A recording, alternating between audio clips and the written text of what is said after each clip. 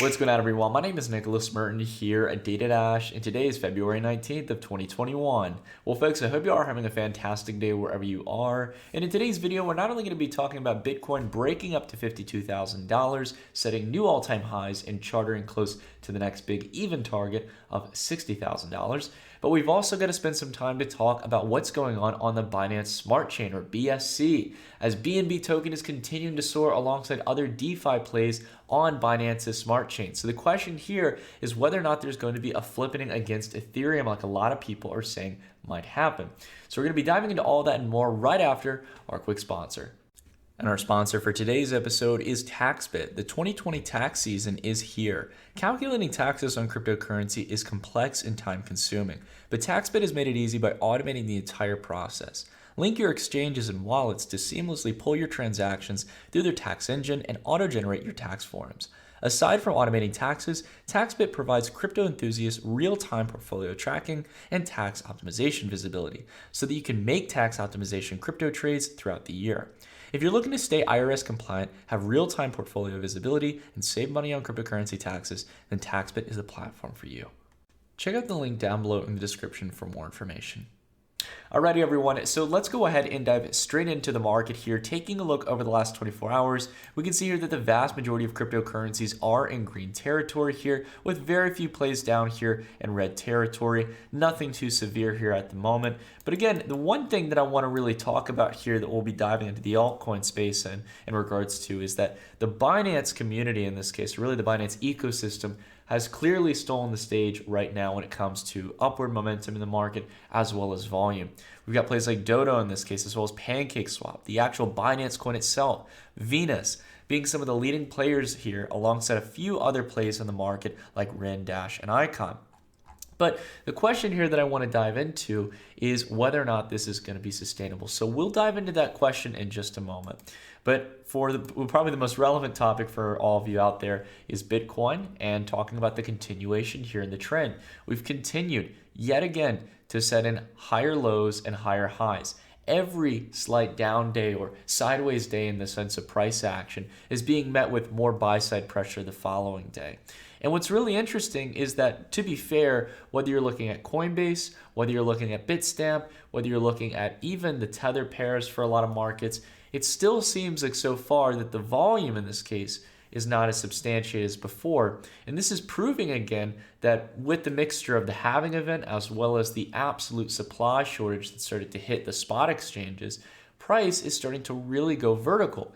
And this again is not only going to probably set us up for that big 60K target for Bitcoin, as again, we've started to set this higher base well above the all-time highs. We've been having that vertical ascendance in price continuing to climb after. And as we go towards that 60K range, we're really going to have to ask ourselves whether or not we're going to be able to see a break above that logarithmic line of resistance that we've had on the long-term chart. And along with that as well, just on the sense of confidence here, I want to take a look here at altcoin dominance, or really altcoin market cap in this case. Again, it's not just Bitcoin that's doing well. We saw across the board that there's a whole swarm of different cryptocurrencies who are carrying forward valuations to all-time highs. Altcoins hitting at an all-time high as well for market capitalization at $621 billion here today. And that's just, again, a little bit above what we set back here at the all-time highs at nearly $480 billion last time around, nearing that big even level of $500 billion. Now, I want to go ahead and dive straight into the topic of discussion here today, guys. And that is talking about BNB. Because right now here in BNB, we have hit a new historic high today against Bitcoin for the Binance coin.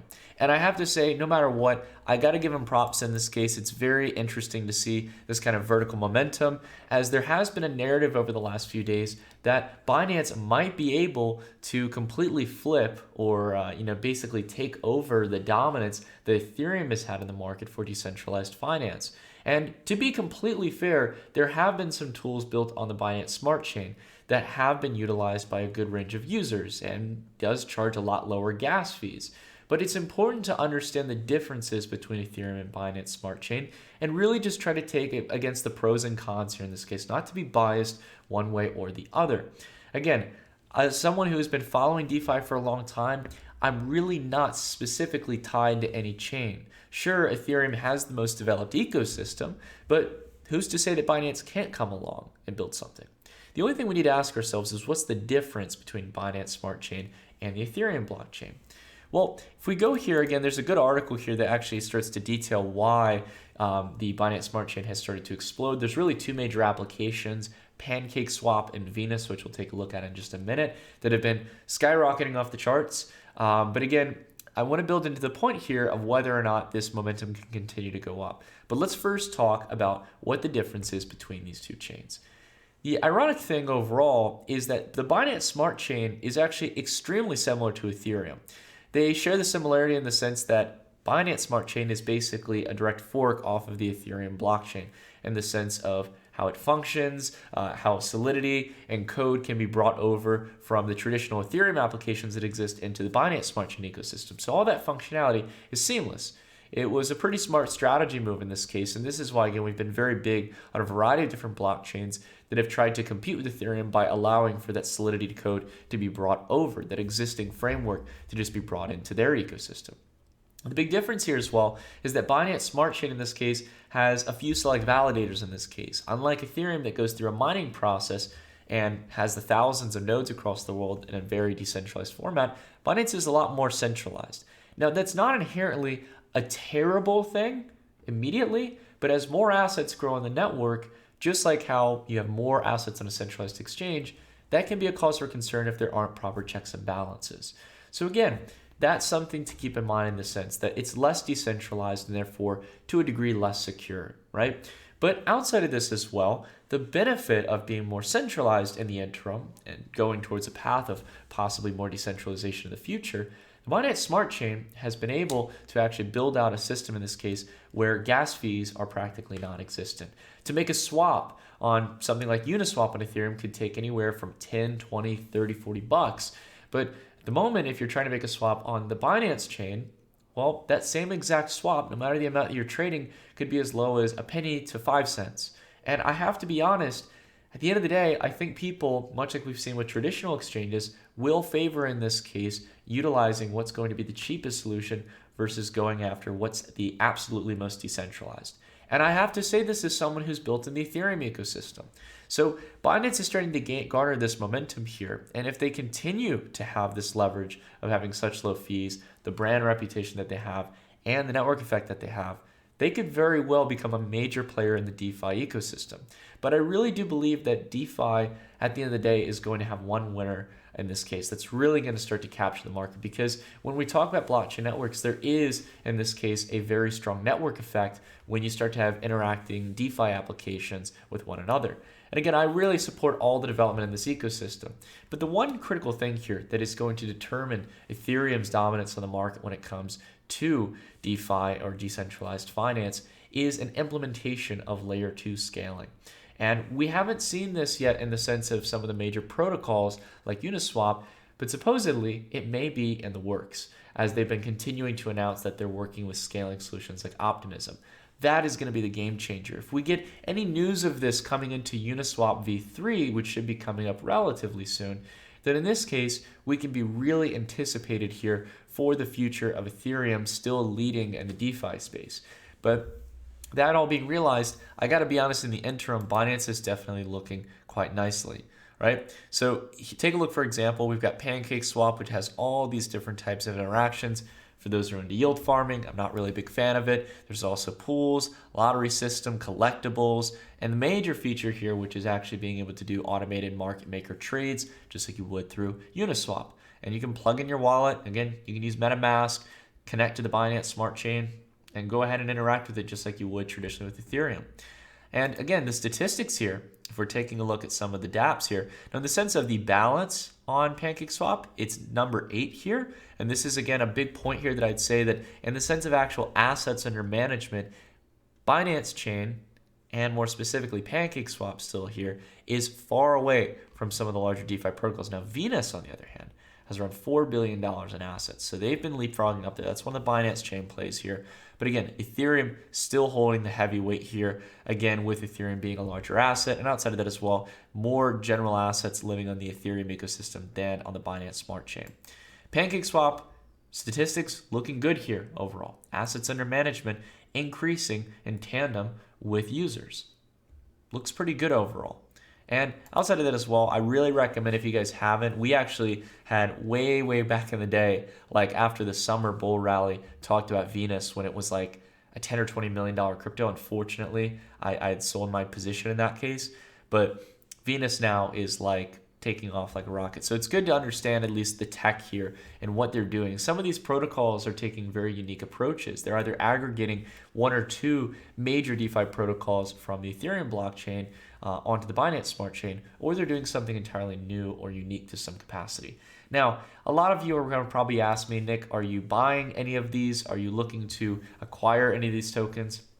At the moment, guys, I don't like to buy when there's been this overt amount of momentum. The BNB token does look a little bit exhausted. Some of these plays, again, as well, have soared up a little bit far beyond the means of what I would be comfortable buying into now. That being said as well, there's really no problem with having some exposure to this market. If you do see that there's a 10, 20, 30% chance that the Binance Smart Chain could swallow up DeFi and people would start moving over, then in that case, it might be good to have some exposure. But again, I would not FOMO in to any serious degree into any of these plays at the moment, as they've just gone absolutely vertical. And the multiples have gotten to a point where, again, it's getting a bit disfavorable to get in at this point. Now, one last thing that I want to talk about towards that point as well, just as an example in the sense of FOMO, is a good lesson, is to take a step back and realize when something is going vertical, when the market is in a fear of missing out. They're absolutely irrational. Price is going vertical. It seems like it can't stop. Well, it can. And Dogecoin is a prime example of this. Remember a couple of weeks ago, everyone was talking about Dogecoin. Elon Musk was tweeting about it. And then things go a bit silent after everyone stops talking about it, right? After the price stops moving. And interestingly enough, if you would have just looked at the logarithmic chart like we did back a couple weeks ago, I made a video specifically talking about this on Dogecoin. People were going, oh, it's going to go to $1. It's going to do this and that. You just wait. And now it's down from 8.5 cents down to around 5.7 cents. And it looks like it's setting up for the same downtrend that it did in the past. It's important to take those necessary steps back and making sure, again, that you're not getting into the later phase of the cycle, guys. That's a very important thing here, right? And to be fair as well, if Binance Chain, goes down in this case, it could very well have a negative effect on the broader altcoin space. We might see a small cool down here over the next few weeks and then a leap forward back up later on. But above all, I want to say something here, right? Because I understand that a lot of people like to focus on price. And, again, I made some points here about how I'm approaching the market. I'm still mainly focused on ETH-based assets in the DeFi ecosystem, considering as well at a discount that I might be able to pick up some Binance-based tokens in this case.